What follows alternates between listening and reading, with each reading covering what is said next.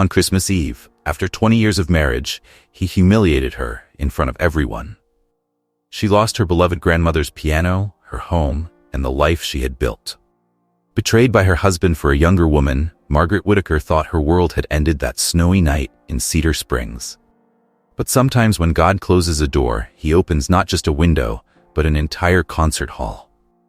This is the story of a woman who turned betrayal into blessing, helping others when she had nothing left. Through faith, determination, and the power of music, she discovered that true love isn't always found in romance. Sometimes it's found in the hearts of those who believe in you when you've stopped believing in yourself. Watch how a small-town music teacher's darkest Christmas became a symphony of hope, proving that the greatest revenge isn't in getting even. It's in rising above. And wait until you see what happens when her path crosses with her ex-husband's 10 years later. Some say karma comes to collect. Others say God's timing is perfect. In Cedar Springs, they say both things happened one miraculous Christmas night. This is at the Christmas party. He left her for a younger woman. 10 years later, when her student unveiled the special gift, he collapsed in tears. A story that will remind you that it's never too late for a second chance, and that sometimes losing everything is just God's way of showing you what really matters. Stay until the end to discover how one woman's tragedy became an entire community's triumph, and how a single act of cruelty led to 1,000 acts of kindness. A story about faith, forgiveness, and the power of never giving up, even when the music seems to have stopped playing. How would you rate this hook? Would you like me to adjust anything to make it more engaging? The snow was falling gently outside the Victorian-style house in Cedar Springs, Colorado, as Margaret Whittaker carefully draped the pine garland around her beloved Steinway piano. Every Christmas for the past 20 years, this piano had been the heart of the community's holiday celebrations. As she hung the tiny golden lights, her fingers brushed against the aged wood, and her mind drifted back to that snowy Christmas Eve in 1993, when she and Richard had exchanged their vows. "The piano looks beautiful, honey," Richard had said that night, watching her play "O Holy Night" at their wedding reception. "Just like my bride." The Steinway wasn't just any piano. It was her grandmother's legacy, brought from Europe during the war, with nothing but hope and a prayer. "Music will always find its way home," her grandmother used to say. Now, as Margaret prepared for another Christmas celebration, those words echoed in her mind. But this year felt different. Richard had been coming home later and later from the real estate office. At first, she'd understood. The market was tough and everyone was struggling. But then she started noticing the small things. Dinner reservations she hadn't known about, phone calls that ended abruptly when she entered the room, and emails left open on his laptop that made her stomach twist. "Just business meetings, dear," he'd say, straightening his expensive tie. You know how it is these days. Margaret did know. She saw the foreclosure signs multiplying around town like unwanted Christmas decorations. The real estate market was collapsing, and Richard's business was feeling the pressure. Still, something felt wrong. That morning, while hanging Richard's coat, she'd found a receipt from Harrison's Jewelry. Her heart had skipped a beat. Their anniversary wasn't until June, and Christmas was still 2 weeks away. The amount made her gasp, $12,500. With the business struggling, how could he afford such an extravagance? As she arranged cookies on the piano-shaped plate her students had given her last Christmas, Margaret heard cars pulling up outside. The annual Christmas party was her favorite tradition. Local families would gather around the piano, children would sing carols, and for a few hours, everyone would forget their troubles. "Mrs. Whittaker?" Little Sarah Matthews called out as she burst through the door with her mother. "Can we sing Silent Night first, please?" Margaret smiled, but her eyes caught Richard checking his phone again. He'd been doing that all day, and that nervous habit of fixing his tie had appeared more frequently lately. "Of course, sweetheart." Everyone gathered round the piano. As families filled their living room, Margaret couldn't help but notice how Richard stayed near the window, slightly apart from the group. When his phone buzzed again, he stepped into his study. Through the half-closed door, she heard snippets of conversation. "Yes, no, she doesn't suspect. Just a few more weeks." The carol singing began, but for the first time in 20 years, Margaret's fingers trembled on the keys. The joy of Christmas felt hollow, like a beautifully wrapped present with nothing inside. Later that night, after the last guests had left, and Richard had gone up to bed claiming a headache, Margaret sat alone at her piano.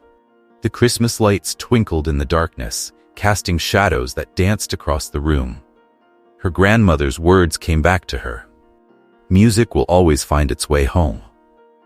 But as she touched the smooth keys of the Steinway, Margaret wondered if her home was about to change forever. The jewelry receipt felt like it was burning a hole in her pocket, and Richard's whispered phone conversation echoed in her mind. Outside, the snow continued to fall, covering Cedar Springs in a blanket of white. Christmas was supposed to be a time of joy and celebration, but Margaret could feel a storm coming, one that no amount of snow could hide. What she didn't know then was that this would be her last Christmas with the Steinway, and the last time she would see genuine love in Richard's eyes. The piano that had witnessed 20 years of happiness was about to become part of a very different story, one of betrayal, loss, and eventually redemption. But for now, Margaret simply closed the piano lid, her heart heavy with unspoken fears. As she turned off the Christmas lights, one burned out with a tiny pop, leaving a dark spot in the otherwise perfect strand, like the first crack in a foundation that had seemed unshakable. The first signs of real trouble came right after New Year's. Margaret was organizing Richard's office receipts for tax season when she found them. Bank statements from accounts she'd never seen before, and loans she hadn't known existed. "Richard, what are these?" she asked that evening, spreading the papers on the kitchen table. He barely looked up from his phone. "Just business accounts, dear. Nothing to worry about." $300,000 in loans? That's nothing to worry about. Richard finally put his phone down. "The market's tough right now. Everyone's taking hits. I had to do something to keep us afloat." Margaret knew things were bad. Cedar Springs' real estate market was crumbling. Every day, another for sale sign appeared in their neighborhood. But this felt different. A week later, she attended the annual winter charity gala at the Cedar Springs Hotel. Richard had claimed he couldn't make it. Too much work at the office. She was arranging cookies at the refreshment table when she heard a laugh that made her stop. Richard was there. And he wasn't alone. A tall woman in her early 30s stood close to him, her hand resting on his arm. Margaret had never seen her before, but something about the way they looked at each other made her stomach tighten. "That's Victoria Astor," whispered Betty from the church choir. "She just moved here from New York, works in real estate development." Margaret watched as Victoria laughed at something Richard said. He hadn't looked at Margaret that way in months. The next morning, she confronted him. "I thought you had to work last night." "I did. Victoria had some investors she wanted me to meet. It was a last-minute thing." "You could have called." "I didn't think it mattered." His tone was dismissive. "Look, she might be our way out of this mess. Her connections could save the business." The business. It was all he talked about anymore. Every conversation circled back to money, to the market, to survival. Then came the discussion about the piano. "We need capital," Richard said one evening. "That Steinway, it's just sitting there. It's not just a piano. It's my grandmother's legacy." "It's an asset, Margaret, an asset that could keep us from losing everything." She knew he was right. The foreclosure notices were piling up on his desk. Their savings were gone. The piano might be their last chance. The day they sold it was gray and cold. As the movers carefully wrapped her grandmother's Steinway, Margaret played "Oh Holy Night" one last time. Richard stood in the doorway, promising they'd buy an even better one when things improved. But he wasn't looking at her as he made that promise. He was checking his phone. The money from the piano went straight into the business account. That same week, Margaret found another receipt from Harrison's Jewelry, its coat in Richard's coat. This one for a diamond tennis bracelet. Her heart knew before her mind admitted it. The bracelet wasn't for her. The next day, she drove past Richard's office late at night. His car was there. So was a sleek red convertible she recognized from the charity gala. At home, she opened his laptop. He'd left his email logged in, something he'd never done before. The first message was from Victoria. "Can't wait for the Christmas party announcement. She'll never see it coming. Margaret closed the laptop, her hands shaking. Outside, snow began to fall. The Christmas party at the real estate office was in 3 days. Whatever was coming, she'd face it with the same strength her grandmother had shown when she fled Europe with nothing but a piano and hope. But deep down, Margaret knew this Christmas would change everything. The Steinway was gone, and soon, she feared, much more would be lost. In Cedar Springs, the winter winds were bringing more than just snow. They were bringing the end of everything she'd believed in for 20 years. The Grand Cedar Springs Hotel buzzed with activity on Christmas Eve. Margaret stood in the corner of the ballroom, watching the real estate office's annual party unfold. This year felt different. There was an electricity in the air, whispered conversations that stopped when she walked by. She'd spent 20 years attending this party as Richard's wife. Now she felt like an outsider. "Margaret, dear," called Sarah Johnson, her neighbor. "How are you holding up?" "Holding up?" Sarah's face fell. "Oh, I just meant," with the market being so difficult. Before Margaret could respond, the crowd shifted. Victoria Astor made her entrance, wearing red. The room's attention immediately turned to her. She moved through the crowd like she owned it, stopping to talk with the town's most influential people. Richard appeared at Victoria's side, beaming. Margaret hadn't seen him smile like that in months. "Could everyone gather around?" Richard's voice carried across the room. "I have an important announcement." Margaret's heart stopped. The email she'd seen flashed in her mind. She'll never see it coming. "First, I want to thank everyone for another year with Whitaker Real Estate," Richard began. "Times have been tough, but thanks to some new developments, our future looks brighter than ever." The crowd murmured in approval. Victoria stepped closer to Richard. "As you know, change is necessary for growth," he continued. "And tonight, I'm announcing some major changes." Margaret felt the room spin. She grabbed a chair for support. "Margaret and I are divorcing." The words hit like a physical blow. Gasps filled the room. Dozens of eyes turned to her. "But that's not all," Richard smiled. "I'm also announcing my engagement to Victoria Astor, who will be joining our firm as a full partner." Victoria raised her hand, showing off a diamond ring that caught the light. Margaret recognized the style. It was from Harrison's jewelry. "Together," Richard continued, "we're going to take this company in an exciting new direction. Victoria's connections in New York will transform Cedar Springs real estate." The room erupted in applause. A few people glanced sympathetically at Margaret, but most crowded around the happy couple. Victoria walked to the grand piano in the corner. "Let's celebrate with some music.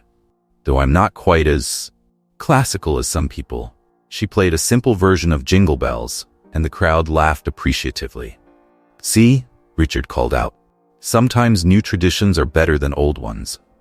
Margaret stood frozen. 20 years of marriage ended in public on Christmas Eve, the same night they'd been married, all those years ago. She thought of her grandmother's piano, sold to save Richard's business. Now she knew why he'd been so eager to sell it. He'd already planned to replace everything about their life together. "Margaret," Betty from church touched her arm. "Let me drive you home." "No?" Her voice was steady, surprising even herself. "I can manage." She walked to the door, head high. Outside, snow was falling heavily. As she reached her car, she heard Victoria's laugh floating through the hotel's open door. 20 years ago, she'd left this same hotel as a bride, full of hope. Now she was leaving as a discarded wife, betrayed in front of everyone she knew. The Christmas lights of Cedar Springs blurred through her windshield. Or maybe it was the tears she finally allowed herself to cry. One by one, the lights of downtown faded behind her as she drove home. At a stoplight, she noticed the church where she and Richard had married. The nativity scene still stood on the lawn, Mary and Joseph huddled together. Even they had found room at an inn on Christmas Eve. Margaret pulled into her driveway. Tomorrow, she knew, her life would change forever. But tonight, in the quiet of falling snow, she let herself remember the woman she'd been before Richard, the one who believed in music, in hope, in herself. Her grandmother's voice echoed in her memory. "Sometimes losing everything is how you find yourself." Inside, the emptiness where her piano had stood seemed to mock her. But in that space, something new was stirring. Not hope, not yet, but perhaps it's beginning. The divorce papers arrived 3 days after Christmas. Margaret sat at her kitchen table, staring at the stack of legal documents that would end 20 years of marriage. The house was silent, no carols, no piano, no holiday cheer. "It's a generous offer," Richard's lawyer had said. "The apartment on Pine Street and a modest monthly support." Generous. The word stuck in her throat. She'd helped build their life with her inheritance, her grandmother's piano, her years of support. Now she was supposed to be grateful for an apartment? "We found some concerning financial records," her lawyer explained during their first meeting. "Offshore accounts, hidden assets. They've been planning this for months." Margaret thought of the piano money, supposedly saving their business. All those funds had gone straight into Richard and Victoria's new life. The local paper ran the story on New Year's Day. Cedar Springs real estate mogul announces merger and engagement. The photo showed Richard and Victoria in front of their new office building. Her old piano room was visible in the background, now Victoria's private office. "You need to fight for what's yours," Betty urged after church. "We all know what they did." But Victoria had connections. High-powered lawyers, friends in the town council. Each week brought a new legal obstacle. "Mrs. Whitaker?" The bank manager looked uncomfortable. "I'm sorry, but your name has been removed from the business accounts, and there's a lien against the house." She'd known the house was lost, but it still hurt. 20 years of Christmas dinners, summer barbecues, piano lessons, all ending in a banker's sympathetic smile. The moving day came in early February. Snow covered the garden where she'd planted roses every spring. Each box felt heavier than the last, weighted with memories. "Need help with that?" her neighbor called. But Margaret shook her head. She needed to do this herself. The apartment on Pine Street was small but clean. 3rd floor, no elevator. The property manager showed her around quickly, already turning to leave. "Oh," he paused. "The walls are thin, no loud music." No piano then, not that she had one anymore. That night she sat on a borrowed chair in her new living room. The silence pressed in. No familiar creaks of her old house, no distant church bells, just the sound of strangers' televisions through thin walls. Her phone lit up with a text from Richard. "Signed the final papers today. The keys to the house need to be dropped off tomorrow." No apology, no acknowledgement of their past. Just business, like everything else in his life now. She was hanging a family photo when someone knocked. Through the peephole, she saw a woman holding a violin case. "I'm sorry to bother you," the woman said. "I'm Julie, from 3B. I heard you're a music teacher?" Margaret started to correct her, but stopped. Teaching had been her life before Richard. Maybe it could be again. "My daughter Emily," Julie continued. "She loves music, but lessons are..." She hesitated. "We can't afford much, but..." Margaret looked at the empty corner where a piano should be, at the boxes still waiting to be unpacked, at her bare walls that could use some life. "I'd love to meet Emily," she heard herself say. That night, Margaret couldn't sleep. The apartment felt strange, the future uncertain.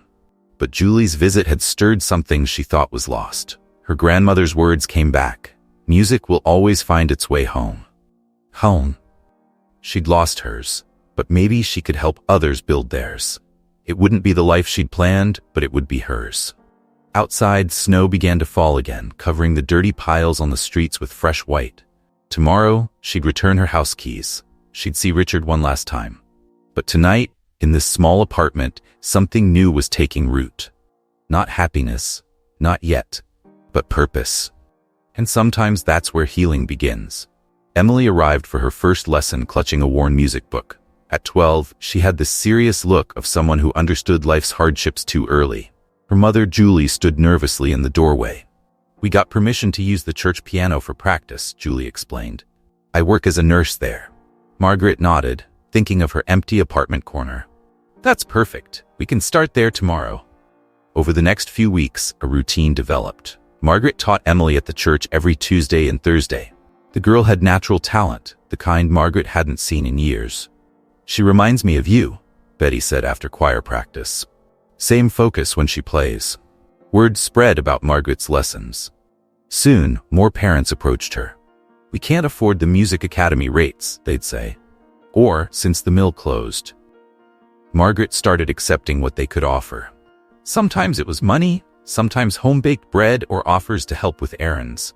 One mother traded housekeeping for her son's lessons, but success brought problems. "Mrs. Whitaker?" Mr. Peterson, her building manager, caught her one morning. "We've had complaints about noise, people practicing scales." "I teach at the church now," she explained. "Still the coming and going of students." That afternoon, she overheard two neighbors talking. "She's running a business from her apartment. Didn't she used to be Richard Whitaker's wife?" Then came the notice. All commercial activities must be approved by management. Margaret was reading it when Julie rushed up, breathless from climbing the stairs. "They're selling the church piano," she said. "Budget cuts. Emily's devastated." It felt like losing her grandmother's piano all over again. But this time it wasn't just about her. That evening, Margaret walked downtown, passing the real estate office. Through the window, she saw Victoria at her desk in what used to be the piano room. A sign announced their new development project, luxury condos coming soon. She continued to the music store where she'd first learned to play. The owner, Mr. Roberts, was closing up. "Margaret, haven't seen you since." "Since the Steinway." She took a breath. "Do you still rent pianos?" He looked at her carefully. "For teaching? I have students, good ones. We just need a place." He was quiet for a moment. "My back room's empty since I stopped giving lessons. Needs cleaning, but I can clean," Margaret said quickly, "and I can help in the shop between lessons." "Might work." He smiled, though that new Mrs. Whitaker was in here last week, wanted to buy the building. Margaret felt her stomach tighten. "Victoria?" "Said something about the whole block being redeveloped." He shrugged. "I told her it wasn't for sale." That weekend, Margaret and her students' families cleaned the back room. They moved in an old upright piano, hung curtains, set up chairs. Emily was the first to play in the new space. Her fingers moved across the keys with growing confidence, the notes of amazing grace filling the room. "Mom says we might have to move," Emily said after the lesson. "The new condos." Margaret understood. Victoria's development project would change the neighborhood. More families would be forced out. But watching Emily play, Margaret felt something she hadn't since losing her Steinway. Hope. These students, this small room, the parents who believed in her, they were building something new. That night in her apartment, she heard a familiar car outside. Richard's BMW pulled up near the building. For a moment, she thought he might come up. Instead, Victoria stepped out, surveying the street like she already owned it. Their eyes met through Margaret's window. Victoria smiled, that same smile from the Christmas party. Margaret didn't look away. She'd lost her home, her piano, her marriage, but she wouldn't lose this new beginning. In the distance, church bells rang. Another day ending, another beginning tomorrow. Margaret turned from the window and started planning tomorrow's lessons. Her grandmother had been right about music finding its way home. She just hadn't realized home could be rebuilt, one note at a time. The city inspector arrived without warning on a Tuesday afternoon. Margaret was teaching Emily when he walked in, clipboard in hand. "We've received complaints about unauthorized business activities," he said, interrupting the lesson. "This space isn't zoned for a music school." Emily's fingers froze on the keys. Other students and parents in the waiting area looked up nervously. "It's not a school, Mr. Reed." Robert stepped in from the shop. "Just private lessons in my store." The inspector made notes. "We'll need to see permits, business licenses, safety certificates." That evening, Margaret found a notice taped to the store door. "Cease and desist all teaching activities within 48 hours. "It's Victoria," Mr. Roberts said. "She's been asking about buying the building again. This is her way of pushing us out." Margaret spent the night calling parents, explaining the situation. Julie, Emily's mother, organized a meeting at her house. "We can't let them shut this down," one father said. "My Tommy's grades have improved since he started lessons. My daughter finally has something to look forward to," another mother added. Pastor Thomas from the First Baptist Church cleared his throat. "Perhaps we can help." The next morning, he guided Margaret through the church's basement. "We used it for Sunday school, but with fewer children these days." The space was larger than the store's back room. Windows let in natural light, and the acoustics were surprisingly good. "The church board approved it last night," he said. "We can move the piano in today." Word spread quickly. Pickup trucks appeared, driven by students' parents. They moved chairs, music stands, even potted plants from the store. Emily helped arrange the music books. "It's like our own little music school," she said. But Victoria wasn't finished. That afternoon, a town council member visited the church. "There are concerns about parking, noise levels, tax implications." Pastor Thomas stood firm. "The church has always hosted community activities. Music lessons are part of our ministry now." Margaret watched the council member leave. "They won't stop, will they?" "No," the pastor replied, "but neither will we." The next challenge came through the local paper. A small article questioned the commercialization of church property and unfair competition with established music schools. Margaret recognized Victoria's influence in every word. But the article backfired. More families came forward, wanting lessons. People who remembered Margaret from her years of Christmas concerts reached out to help. Emily had a breakthrough during this time. Playing for the church's Wednesday service, she performed a piece that brought tears to the congregation's eyes. "You've given her more than music lessons," Julie said afterward. "You've given her confidence." Victoria made one more attempt. She appeared at the church office with development plans. "Think of the possibilities," she told the church board. "A modern complex, with the church as its centerpiece." The board's response was unanimous. "This church serves the community. It's not for sale."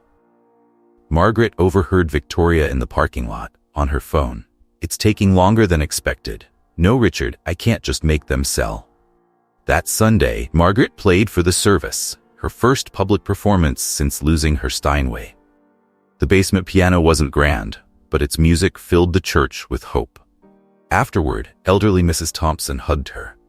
"I remember your grandmother playing that same hymn. She'd be proud of you." Looking around at her students, their families, the community that had rallied around her, Margaret felt something shift inside. This wasn't just about survival anymore. It was about standing up for something bigger. That evening, Emily practiced for her upcoming recital.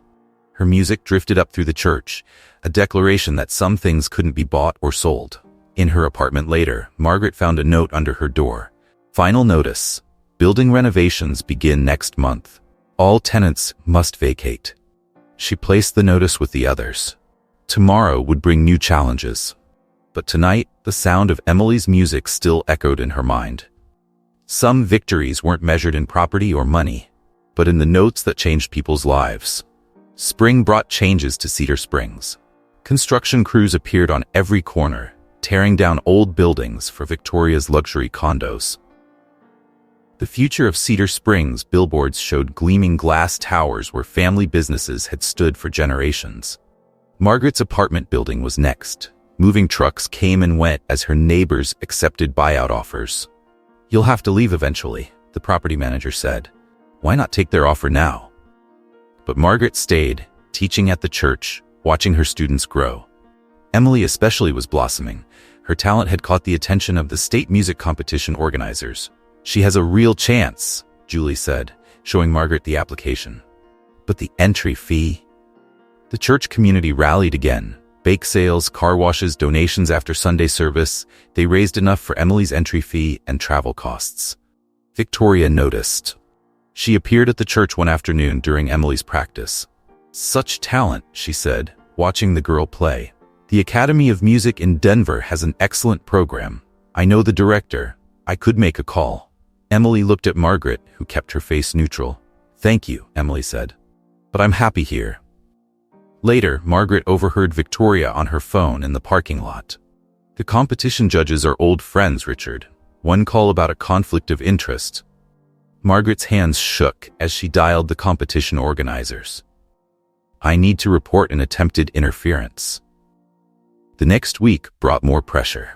Families in the neighborhood received letters about property assessments and code violations. Several of Margaret's students had to drop lessons as their parents fought to keep their homes.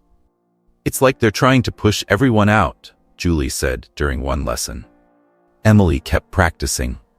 The competition piece grew stronger every day, but Margaret noticed fewer familiar faces at church, more moving trucks on her street. Then came the newspaper article. Local music competition faces scrutiny. It questioned the qualifications of small-town participants, suggesting that community entries diminished the event's prestige. They're trying to stop Emily from competing, Julie realized. But the article caught the attention of a retired music professor who'd recently moved to Cedar Springs. He came to hear Emily play. "This is extraordinary," he said, "with proper exposure." He wrote to the competition board. His reputation carried weight. The attempts to discredit community participants backfired. Emily's preliminary performance earned her a spot in the finals. The local paper, now under pressure to show both sides, ran a front-page story. Margaret found Victoria waiting outside the church the next day.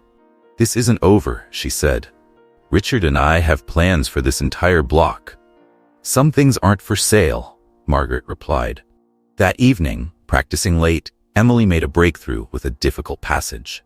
The music soared through the church basement, up into the sanctuary where the choir was rehearsing. They stopped to listen. "Like angels singing," one choir member said. Margaret watched her student play, remembering her own dreams at that age. Before marriage, before Richard, when music was everything. Later, walking home, she passed her old house. Through the windows, she saw Victoria redecorating her former music room. The space where her grandmother's piano had stood was now empty. But the sight didn't hurt like before. Her life wasn't in that house anymore. It was in a church basement, in Emily's determination, in the community that refused to be bought. The next morning brought news. Richard's company was struggling. The luxury condo project had stalled. Investors were nervous. Margaret thought of Victoria's threats, her attempts to stop Emily. Perhaps they weren't acting from strength after all. In her small apartment, surrounded by eviction notices, Margaret began planning Emily's competition program. Outside, construction crews continued their work, but the music in her head was louder than their machines. Emily had a chance to win, and if she did, everything might change. Not just for her, but for all of them. Victoria's next move caught everyone by surprise. She tried to buy the Cedar Springs Music Academy, the prestigious school across town where wealthy families sent their children. "They're threatening to cut tuition in half," one of Margaret's remaining students said. "Mom says we should switch." Over the next week, 5 more students left. Their parents were apologetic but firm. "We can't risk our children's future," they explained. "The academy has connections to Juilliard." Margaret understood, but it didn't make it easier watching Emily practice in a room that felt increasingly empty. Then the rumors started. Richard and Victoria were planning to turn the academy into a cultural center. They'd bring in famous musicians, host concerts, make Cedar Springs a destination for the arts. "Of course, there won't be room for alternative programs," Victoria told the local arts council. Everyone knew she meant Margaret's church basement lessons. The pressure grew. More families left. Even some church members questioned using the space for lessons. "Perhaps it's time to consider other options," a board member suggested. Emily remained determined. "I don't want to study anywhere else," she insisted when Julie mentioned the academy's offer. But Margaret saw the worry in Julie's eyes. A single mother's salary only stretched so far. Then came the letter that changed everything. The Denver Symphony's youth program had noticed Emily's competition videos. They offered her a scholarship for their summer intensive. "It's an amazing opportunity," Julie said. Margaret read the letter again. "You'd have to move to Denver. Just for the summer, but..." Julie hesitated. They mentioned year-round programs. That night, Margaret couldn't sleep. The apartment felt smaller than ever. Tomorrow she'd face another day of dwindling students, mounting bills, and Victoria's steady campaign to erase her from Cedar Springs. The morning paper didn't help. "Local developer faces setback," the headline read. Richard's company had lost major investors. The luxury condos were on hold. But below that article was another. Music Academy announces new direction. Victoria's smiling photo showed her standing in front of the academy. The quote beneath read, "Cedar Springs deserves world-class music education. Not everyone is qualified to teach." Margaret was reading it when Mr. Roberts from the music store called. "They're foreclosing," he said. "The bank says Richard overextended himself. Victoria's been moving money offshore." The news spread quickly. Richard's company was in trouble. Victoria had been selling her shares quietly for weeks. That afternoon, Margaret saw them arguing outside the academy. Victoria's voice carried across the street. "I won't go down with your sinking ship." Emily's practice session that evening felt different. Her music had grown stronger through all the challenges. Now it filled the basement room with something that sounded like victory. "I've been thinking," Emily said afterward, "about Denver." Margaret waited. "I don't want to go. What we're doing here matters more." Later, Margaret found a package in her mail. Inside was a newspaper clipping from 20 years ago, her first Christmas concert at the church. A note was attached. "Some music can't be bought. Keep teaching." It was signed by her former piano student, Mike, now a music journalist in New York. That night, more news broke. Victoria's Academy takeover had failed. The board had discovered her connection to Richard's failing business. In her apartment, Margaret looked at the eviction notices on her table. Outside, the construction crews were gone. Richard's grand plans for Cedar Springs were crumbling. But in her mind, she heard Emily playing. One student who refused to give up. One song that couldn't be silenced. Sometimes winning meant simply refusing to stop playing. Even when the music seemed impossible. Even when the world was listening for your failure. Even when the last note felt like a prayer. The Christmas benefit concert was Pastor Thomas's idea. "Something to bring the community together," he said. "After everything that's happened." Cedar Springs had changed in the past months. Richard's company's collapse made national news. The luxury condos stood unfinished, concrete skeletons against the winter sky. Victoria had disappeared 2 weeks ago. The rumors said she'd left with a real estate developer from Chicago. Margaret helped Emily prepare for her solo. They'd moved back upstairs to the main church. No need to hide in the basement anymore. "I have a surprise for the concert," Emily said, "but you'll have to wait." The night of the concert, snow fell softly outside the church. People filled the pews. Not just church members, but faces Margaret hadn't seen since her days teaching uptown. She spotted Richard in the back row. He looked older, tired. His expensive suit seemed to hang loosely now. He lost everything. Julie whispered, "The company? The house?" Victoria took what was left. Pastor Thomas opened the evening with a prayer. Other students performed first, Christmas carols and simple pieces that filled the church with warmth. Then, Emily stepped up to introduce her piece. "Before I play, I want to tell you a story," she said, "about a piano that came to America during the war, carried by a grandmother who believed music could rebuild lives." Margaret felt her heart stop. When that piano was sold, something in our town changed. But tonight, it's coming home. The side door opened. 2 men wheeled in a familiar shape, her grandmother's Steinway. "I found it in Chicago," Emily continued. "The buyer had passed away and his family was selling it. My competition prize money covered half. The town raised the rest." Margaret saw faces in the crowd, students' parents, shop owners, church members, all smiling. "But that's not all," Emily said. "Mrs. Knopf Whitaker taught me that music isn't just about playing notes. It's about building community. So tonight, we're announcing the Margaret Whitaker Music Institute." Pastor Thomas stepped forward. "The church board has approved using the education wing. We've received donations from across the state. And one more thing," Emily smiled. "We're buying the old real estate office. It'll be our second location." Richard stood up abruptly, then sat back down. His face showed defeat. Emily sat at the Steinway, the same piano where Margaret had taught her first lessons, where she'd played at her wedding, where generations of students had learned that music was more than just notes on a page. The first notes of "O Holy Night" filled the church. But Emily wasn't playing alone.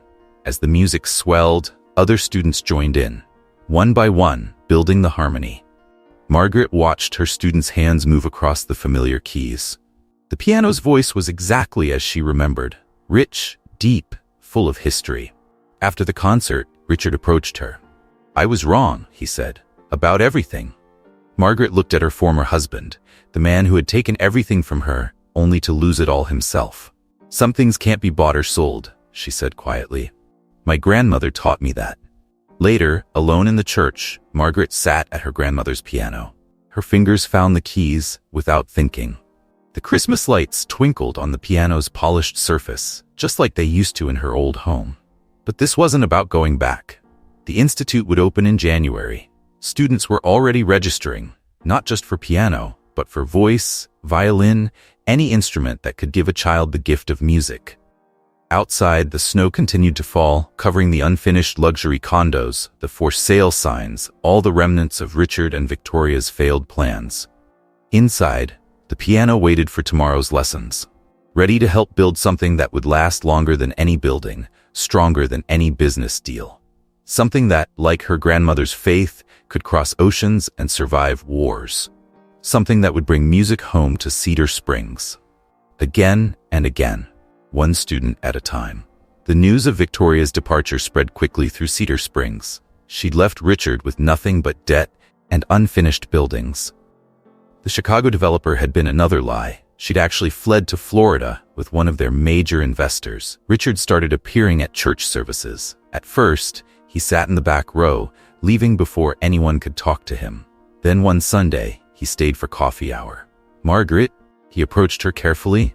"Could we talk?"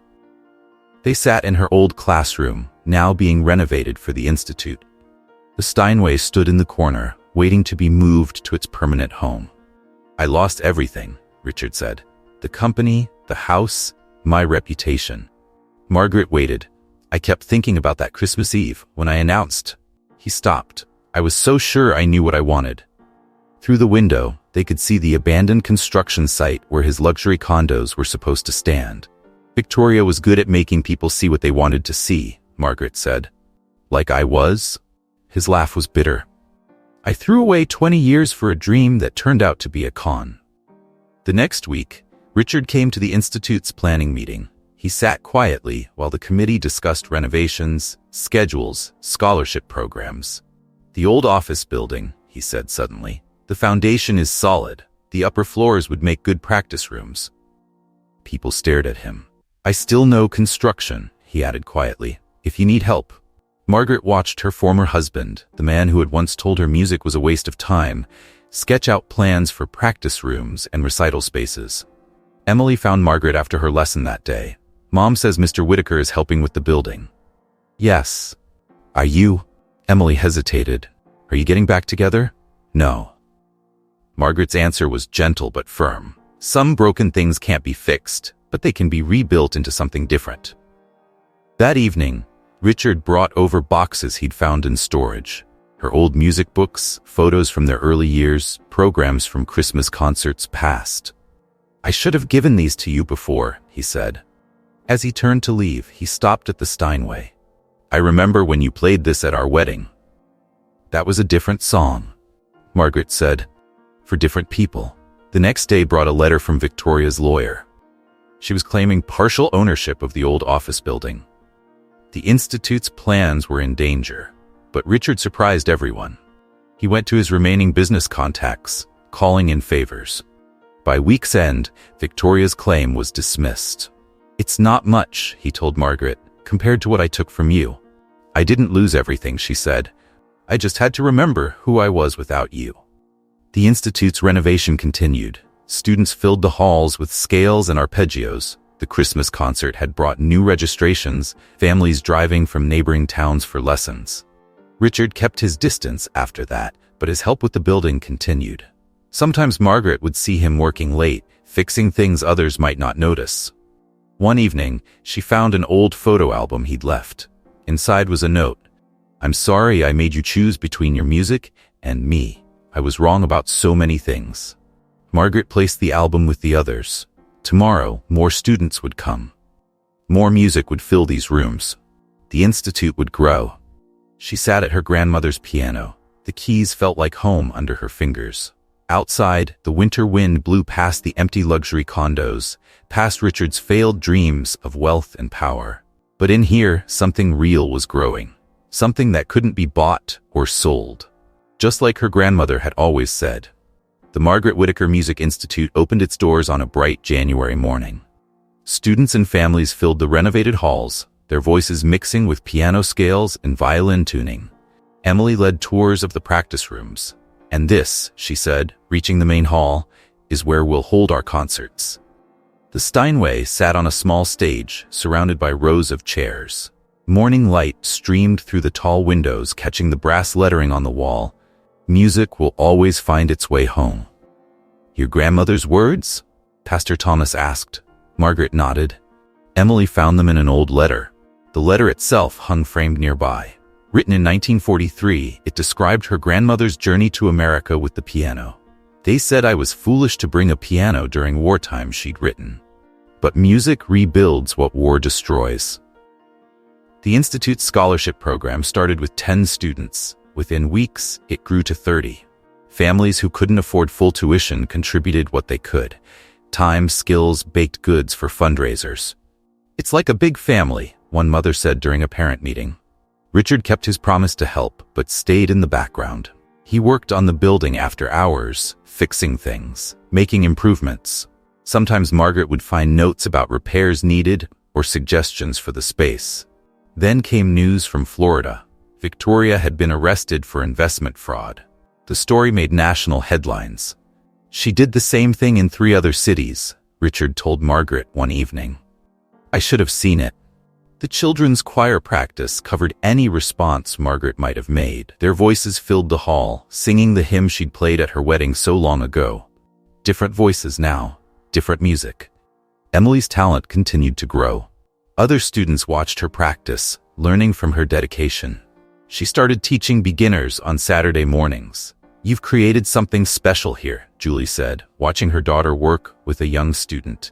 Something that will last. The Institute's first official concert approached. Students prepared pieces, parents organized refreshments, volunteers set up chairs. The morning of the concert, Margaret found another letter. This one was in the Steinway's bench, yellowed with age. My dearest Margaret, it began, her grandmother's handwriting. If you're reading this, I'm long gone. But the piano remains. Remember, music isn't in the instrument, it's in the hearts of those who play it. That evening, the hall filled with families. Even some of her former students came, now grown with children of their own. The program began with the children's choir. Their clear voices sang of hope, of new beginnings. Emily accompanied them on the Steinway, her playing confident and strong. Between pieces, Margaret watched the audience. She saw Richard slip in quietly, taking a seat in the back. She saw Pastor Thomas beaming with pride. She saw Mr. Roberts from the music store, who'd given her that first chance to teach. But mostly she saw the future, in every child who approached the piano, in every parent who believed in the power of music, in every volunteer who helped make this possible. The final piece was Emily's. She stood to introduce it. This is a new composition, she said. I call it The Journey Home. The music began softly, like her grandmother's piano crossing the ocean. It grew stronger, gathering other instruments, other voices. By the end, the entire hall seemed to pulse with sound, with hope. When the applause faded, Margaret found herself alone at the Steinway. Outside, families were enjoying refreshments. Inside, the piano waited in the quiet. Her fingers found the keys. The same keys that had carried her grandmother's dreams across an ocean. The same keys that had taught generations of students. The same keys that had brought her home. Different home now. Better one. Music filled the hall once more. Not a performance this time. Just a thank you. To her grandmother. To Emily, to everyone who believed, to the music that had always known the way. 1 year later, Cedar Springs celebrated Christmas differently. The Margaret Whitaker Music Institute had become the heart of the community's holiday season. Students and their families decorated the main hall. The Steinway wore its traditional garland just as it had in Margaret's old home. But now it belonged to everyone. 300 students, Julie reported at the board meeting, and 50 on scholarships. Emily, now heading to college on a full music scholarship, had started a mentoring program. Advanced students taught beginners, passing on more than just music. Like you taught me, she told Margaret.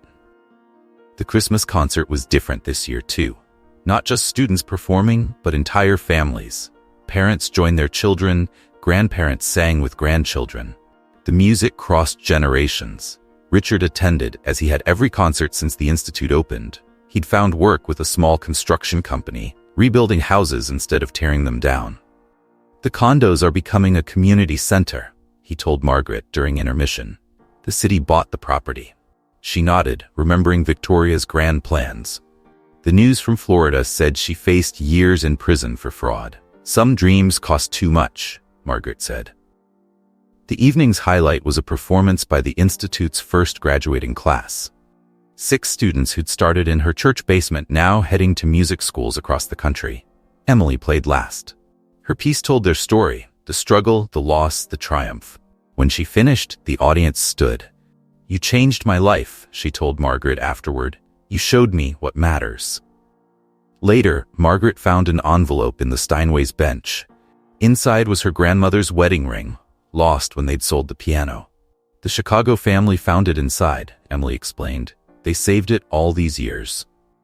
The Institute's Christmas party filled every room with music. Beginning students played simple carols. Advanced classes performed complex arrangements. The children's choir sang in the halls. Pastor Thomas watched it all, smiling. "Your grandmother was right," he said. "Music does rebuild what's broken." Margaret thought of that Christmas Eve when she'd lost everything, how empty the future had seemed.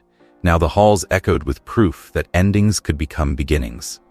A young student approached the Steinway, nervous about her first public performance. Margaret sat beside her just as she had with Emily years ago. "Music is already in your heart," she said.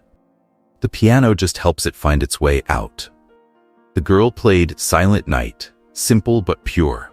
In the audience, her parents wiped away tears. That's when Margaret truly understood. Her grandmother hadn't just brought a piano across the ocean. She'd brought the belief that music could heal, could unite, could create family from strangers. The evening ended with everyone singing together. Margaret played the Steinway, Emily conducted the choir. Students who'd started in the basement now led sections, taught younger ones, carried the music forward. Outside, snow fell on Cedar Springs. The abandoned luxury condos were gone, replaced by a park where summer concerts would be held. The old real estate office, once a symbol of greed, now rang with scales and symphonies. Richard left quietly, nodding to Margaret on his way out. They'd found their peace, different from forgiveness, but no less real. The last family departed. Margaret sat alone at the Steinway, her grandmother's ring catching the Christmas lights. Tomorrow would bring new students, new music, new dreams. The Institute would keep growing, note by note, heart by heart. But tonight, in the quiet, she played one last carol. The same one her grandmother had played crossing the ocean. The same one she'd played at her wedding. The same one Emily had played coming home. Different now. Stronger. Like the music itself, she had found her way home. Not to where she'd started, but to where she belonged. And that was the greatest gift of all.